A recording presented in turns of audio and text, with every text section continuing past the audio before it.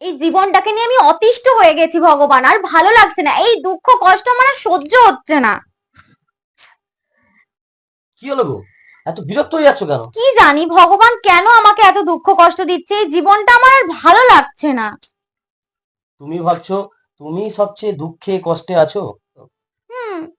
তোমার কখনো যদি এরকম মনে হয় যে তুমি সবচেয়ে দুঃখে কষ্টে আছো, ঈশ্বর তোমাকেই দুঃখে কষ্টে রেখেছে, তাহলে তুমি একদিন যে কোনো সরকারি হসপিটালে আর এমার্জেন্সিতে ঢুকবে, হসপিটালে একটা গোটা চক্কর লাগাবে।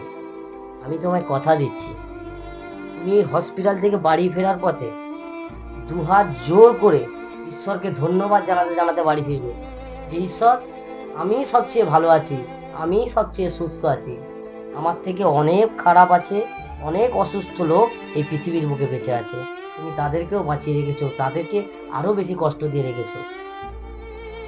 এই কষ্ট তুমি বাড়িতে বসে আছো, যে কষ্টটা তুমি ভাবছো, বাড়িতে বসে বসে তুমি হসপিটালে কোনোদিন গিয়ে দেখবে মানুষ কতটা কষ্টে আছে, কতটা দুঃখে আছে। আর এই ছোটখাটো কষ্টের জন্য ভগবানকে, ঈশ্বরকে কোনোদিন দোষারোপ করবে না। তুমি ঠিকই বলেছো। ধন্যবাদ নমস্কার।